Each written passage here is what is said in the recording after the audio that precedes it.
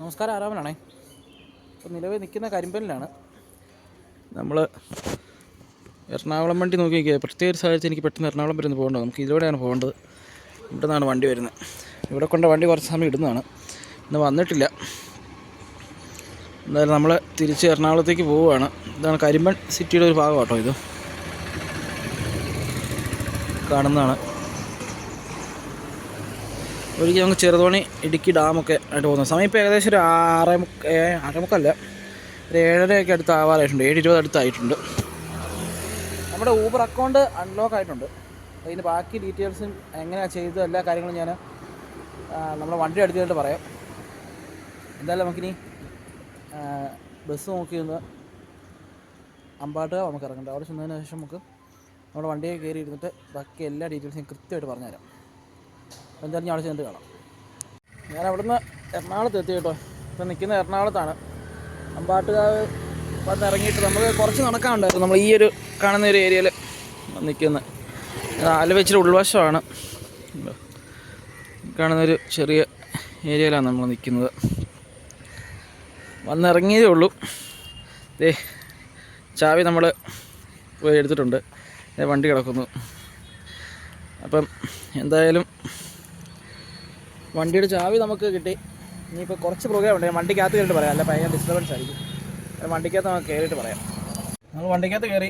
വണ്ടി നമുക്ക് നീറ്റായിട്ട് തന്നെയാണ് നിൽക്കുന്നത്. നമ്മുടെ മുതലാളി 2 ദിവസം ഓടിയിട്ടുണ്ടായിരുന്നു. ഞാൻ പറഞ്ഞായിരുന്നു വിളിച്ച്. മുതലാളിയൊക്കെ ആയിരിക്കും ശരി, വണ്ടിയൊക്കെ നിങ്ങളായിരിക്കും. പക്ഷേ വണ്ടി നീറ്റായിട്ട് കൊണ്ടു നടന്നോളാം. പുള്ളി നീറ്റായിട്ട് കേട്ടോ കൊണ്ടു നടക്കുന്നത്. നല്ല ഇപ്പോഴും ഇന്ത്യയിലൊക്കെ അതുപോലെ തന്നെ ആയിരിക്കുന്നത്. കഴുകിയ പുള്ളി ഞാൻ ഇന്നലെ വിളിച്ച് പറഞ്ഞു, ചേട്ടാ ഈ സമയം കിട്ടുവാണെന്ന് കഴുകണമെന്ന്. അപ്പോൾ പുള്ളി അതെല്ലാം കഴുകി സെറ്റാക്കി വെച്ചിട്ടുണ്ട്. നമുക്കിനിപ്പോൾ വേറെ ഒന്നുമില്ല, ഓടിയാൽ മതി. പക്ഷെ നമുക്ക് അതിന് മുമ്പ് കുറച്ച് കാര്യങ്ങൾ പറയാനുണ്ട്. അപ്പം ഞാൻ വണ്ടിയിൽ നമുക്കിവിടെ വന്നതിന് ശേഷം വണ്ടിയിൽ കയറിയിട്ട് പറയാമെന്ന് ഓർത്തായിരുന്നു. ഒന്നാമത്തെ കാര്യം, നമുക്ക് ഊബർ അക്കൗണ്ട് നിലവിലിപ്പം ഓപ്പൺ ആയിട്ടുണ്ട്. അതായത് നമുക്ക് ഓൺലൈനിൽ പോകാൻ പറ്റുന്നുണ്ട്. വേറെ കുഴപ്പങ്ങളൊന്നും അക്കൗണ്ടിനില്ല എന്നാണ് കാണിക്കുന്നത്. അപ്പം അതൊന്ന്. രണ്ടാമത് നമുക്ക് അതിൻ്റെ അകത്ത് ചെറിയൊരു പ്രശ്നം എന്താണെന്ന് വെച്ച് കഴിഞ്ഞാൽ, നമുക്ക് എൻ്റെ അക്കൗണ്ട് നിലവിൽ അന്ന് അവർ ഡീആക്ടിവേറ്റ് ചെയ്യാനുള്ള കാരണമായിട്ട് കാണിച്ചിരുന്നത് ഡോക്യുമെൻറ്റേഷൻ എന്തോ ഒരു ചെറിയ പ്രശ്നമാണ്. സംഗതി എന്താ നമുക്ക് മനസ്സിലാക്കാൻ പറ്റില്ല. ഇത്ര നമുക്ക് അതിൻ്റെ അകത്ത് ഒരു ചെറിയ ഇത് കാണിച്ചിട്ടുള്ളൂ, ഡോക്യുമെൻറ്റേഷൻ്റെ ആണ്. അപ്പോൾ ഞാനത് കഴിഞ്ഞ് നിങ്ങളന്ന് കണ്ടതുപോലെ ഞാനന്ന് ഊബറിൻ്റെ ഓഫീസിൽ പോയി അവരുമായിട്ട് സംസാരിച്ചപ്പോൾ അവർ പറഞ്ഞു, ഡോക്യുമെൻറ്റേഷൻ ചെയ്യുമ്പോൾ വളരെ ശ്രദ്ധിച്ച് വേണം ചെയ്യാം. പുതിയൊരു വണ്ടി അടുത്ത് ആഡ് ചെയ്യുന്നവർ, അല്ലെങ്കിൽ പുതിയ വണ്ടി ആഡ് ചെയ്യുന്നവർ അത് പ്രത്യേകം ശ്രദ്ധിക്കണം എന്ന് പറഞ്ഞു. കാരണം അതിൻ്റെ ഒന്നാമത്തെ കാര്യം ഞാൻ പറഞ്ഞുതരാം. ഇതറിയാവുന്ന ആളുകൾ കാണുമായിരിക്കും. പക്ഷെ നമ്മുടെ വീഡിയോ കാണുന്ന ഡ്രൈവേഴ്സായിട്ടുള്ള അല്ല ഊബർ ഓടുന്ന കുറേ പേര് കമൻറ്റ് കാര്യങ്ങളൊക്കെ ചെയ്തിട്ടുണ്ടായിരുന്നു. അപ്പോൾ അവരെ ഉദ്ദേശിച്ചാണ് ഞാൻ ഇത് പറയുന്നത്. യാതൊരു കാരണവശാലും നമ്മൾ ഒരു വണ്ടിയുടെ ഡോക്യുമെൻറ്റ് ക്ലിയർ അല്ലാത്ത രീതിയിൽ അല്ലെങ്കിൽ സ്ക്രീൻഷോട്ട് എടുത്ത് അപ്ലോഡ് ചെയ്യരുത്. അപ്പോൾ എനിക്ക് അന്ന് ഈ വണ്ടി കിട്ടിയ സമയത്ത് എൻ്റെ പഴയ വണ്ടി ഇയോൺ നമ്മൾ റിമൂവ് ചെയ്തിട്ട് നമ്മൾ ഇത് ആഡ് ചെയ്ത സമയത്ത് ഇതിൻ്റെ ബുക്കോ കാര്യങ്ങളോ ഒന്നും ഒറിജിനൽ കിട്ടില്ല. കാരണം ഇത് 24 വണ്ടി സെപ്റ്റംബർ മാസമുള്ള വണ്ടിയാണ്. അപ്പം ഇതിൻ്റെ ബുക്ക് സാധനമൊന്നും നമുക്ക് നിലവിൽ ഹാർഡ് കോപ്പിയോ നമ്മുടെ കയ്യിൽ കിട്ടിയിട്ടില്ല. സോഫ്റ്റ് കോപ്പിയേ ഉള്ളൂ. അപ്പോൾ ഞാൻ എൻ്റെ ഒരു സുഹൃത്തിനെ വിളിച്ചാൽ പറഞ്ഞു, നീ ഒരു കാര്യം ചെയ്ത് പരിവാഹനിൽ കയറി സ്ക്രീൻഷോട്ട് എടുത്ത് ഇതിലേക്ക് അപ്ലോഡ് ചെയ്യാൻ പറഞ്ഞു. അപ്പം ഞാൻ അന്നേരം തന്നെ ചെയ്തു. അന്നേരം തന്നെ എനിക്കത് ആക്ടിവേഷനുമായി. ഒരു 5-10 മിനിറ്റിനുള്ളിൽ വണ്ടി ഇതിൻ്റെ താടായ ആക്ടിവേഷനായി. എനിക്ക് പിന്നെ ഓടാൻ നിങ്ങൾ ഇത്ര കണ്ട പോലെ ഓടുന്നതിന് കുഴപ്പമില്ലായിരുന്നു. പക്ഷെ അങ്ങനെ ഇരിക്കുമ്പോഴാണ് പെട്ടെന്ന് ഇങ്ങനെ സംഭവിച്ചത്. അപ്പോൾ ഞാൻ അതിൻ്റെ റീസൺ അവരോട് ചോദിച്ചപ്പോൾ അവർ പറഞ്ഞത്, ഇപ്പോൾ ഒരുപാട് അക്കൗണ്ടുകൾ ഇങ്ങനെ പോകുന്നുണ്ട്. കാരണം നമുക്കറിയില്ലാത്തതുകൊണ്ട് സ്ക്രീൻഷോട്ട് നമ്മൾ അപ്ലോഡ് ചെയ്യുന്നു.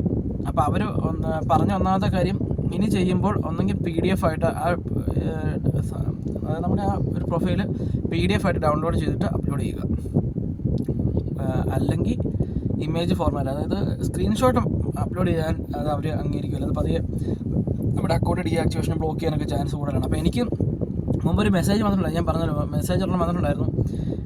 നമ്മുടെ അക്കൗണ്ട് ഷെയറിങ്ങോ അങ്ങനെ എന്തോ ഒരു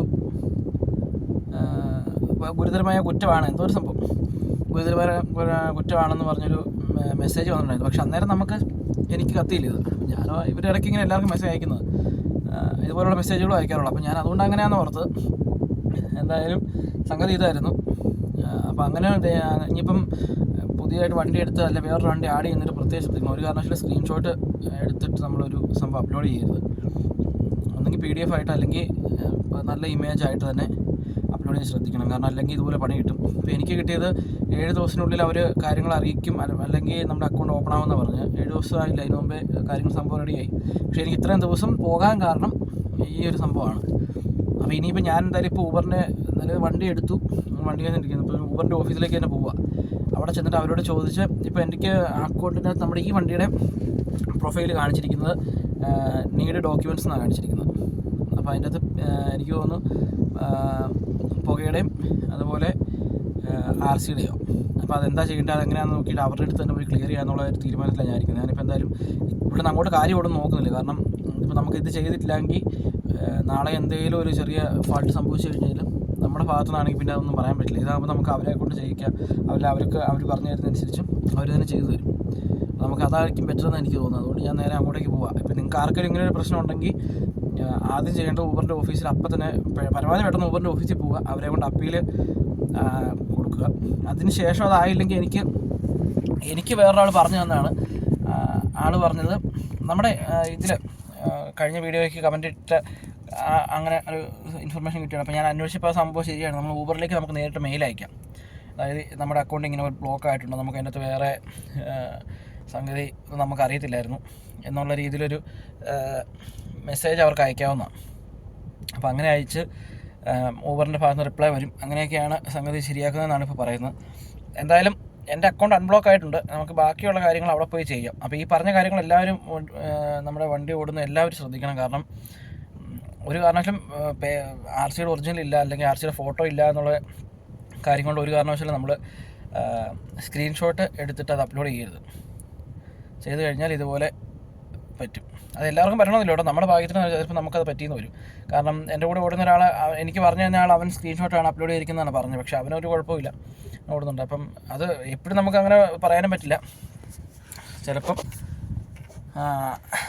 കിട്ടിയെന്ന് വരും പണി. അതുകൊണ്ട് പരമാവധി എല്ലാവരും ഒന്നെങ്കിൽ PDF ആയിട്ടത് ഡോക്യുമെൻ്റ് ആയിട്ട് ഡൗൺലോഡ് ചെയ്തിട്ട് അത് അപ്ലോഡ് ചെയ്ത് കൊടുക്കുക, അല്ലെങ്കിൽ എന്തായാലും സ്ക്രീൻഷോട്ട് അപ്ലോഡ് ചെയ്യരുത്. ഇപ്പം ഇങ്ങനെ അക്കൗണ്ട് പോയിരിക്കുന്നവരെല്ലാം പെർമനൻ്റ് ആയിട്ട് ബ്ലോക്ക് ആയി കഴിഞ്ഞാൽ പിന്നെ ഒന്നും ചെയ്യാൻ പറ്റില്ലെന്ന് അവരും പറയുന്നത്. അങ്ങനെ അല്ലാതെ പോയിരിക്കുന്ന ആളുകൾ ഊബറിൻ്റെ ഓഫീസുമായിട്ടൊന്ന് ബന്ധപ്പെട്ടാൽ മതി. കൂടുതൽ ഡീറ്റെയിൽസ് പറയാൻ എനിക്കും അറിയില്ല. പിന്നെ ഞാൻ ഇതിനെക്കുറിച്ച് കൂടുതലായിട്ട് അന്നേരം സംസാരിക്കാതിരുന്നത് എനിക്കും അറിയില്ലായിരുന്നു. ഞാനിപ്പം ഇത്രയും കാര്യങ്ങൾ നമ്മുടെ കഴിഞ്ഞ വീഡിയോയിലൊക്കെ കമൻറ്റ് കൊടുത്ത ആൾക്കാർ വന്ന് പറഞ്ഞിട്ടുണ്ട്. അപ്പോൾ അതിലൂടെയൊക്കെയാണ് എനിക്ക് പിന്നെ ഞാൻ എൻ്റെ കൂടെ ഓടുന്ന കുറച്ച് വണ്ടിക്കാർ പരമാവധി ഒരു കാര്യം എക്സ്പീരിയൻസ് ഇച്ചോടെ ഉള്ള ഡ്രൈവേഴ്സിനോട് ചോദിക്കുന്നതാണ് നല്ലത്. കാരണം അവർ ഇതുപോലുള്ള ഒത്തിരി കേസുകൾ കണ്ടിട്ടുണ്ടായിരിക്കും, അവർക്ക് ചിലപ്പോൾ സംഭവിച്ചിട്ടുണ്ടായിരിക്കും. അപ്പോൾ അതുകൊണ്ട് ഏതെങ്കിലും ഡ്രൈവേഴ്സിനോട് പരമാവധി ചോദിക്കുക, അല്ലെങ്കിൽ ഊബറിൻ്റെ ഓഫീസിലേക്ക് നേരിട്ട് പോവുക. അതിന് എത്ര ദൂരം ഉണ്ടാകും നമ്മൾ നോക്കണ്ട, കാരണം നമുക്കെന്തെങ്കിലും നഷ്ടമാകില്ല. അപ്പോൾ എന്തായാലും ഞാനിപ്പോൾ നേരെ ഊബറിൻ്റെ ഓഫീസിലേക്ക് പോവാണ്. അവിടെ ചെന്ന് അവരോട് സംസാരിച്ച് സാധനം ഒന്ന് ഡോക്യുമെൻ്റ് അപ്ലോഡ് ചെയ്യാൻ പറ്റുമോ നോക്കട്ടെ. നോക്കിയിട്ട് എന്നിട്ട് ഞാൻ കാര്യങ്ങൾ കറക്റ്റ് പറയാം. കുറച്ചുകൂടി അവർ എന്തെങ്കിലും പറയുകയാണെങ്കിൽ അതുകൂടി ഞാൻ പറയാം. അതിന് ശേഷം ഞാൻ എന്തായാലും ഇന്ന് ട്രിപ്പ് എടുക്കുന്നുള്ളൂ. സമയം ഇപ്പോൾ ഏകദേശം 12 മണി ആയിട്ടുണ്ട്. ഞാൻ രാവിലെ അവിടെ നിന്ന് പോകുന്നിട്ട് ഇപ്പോഴാണ് ഇവിടെ എത്തിയത്. 12 മണി ആയിട്ട് ഭക്ഷണമൊന്നും കഴിച്ചിട്ടില്ല. ഭക്ഷണം കയറി കഴിക്കണം. ഉച്ചയ്ക്കുള്ള ചോറ് കൊണ്ടുവന്നിട്ടുണ്ട്. എന്തെങ്കിലും ചെറിയ കാപ്പി കഴിക്കണം, വിശക്കുന്നുണ്ട്. അപ്പോൾ എന്തായാലും നേരെ ഊബറിൻ്റെ ഓഫീസിലേക്ക് പോവുകയാണ്. നമ്മളിപ്പോൾ ഏട്ടാ പുല്ലേപ്പടിപ്പാലം എത്തിയത്. നല്ല ബ്ലോക്ക് ഉണ്ടായിരുന്നു, വന്ന വഴിക്കെല്ലാം നല്ല ബ്ലോക്ക് ഉണ്ടായിരുന്നു. പുല്ലേപ്പടിപ്പാലം എത്തി. നമ്മളിപ്പോൾ ഊബറിൻ്റെ ഓഫീസിൻ്റെ ഓപ്പോസിറ്റ് ഉണ്ട്.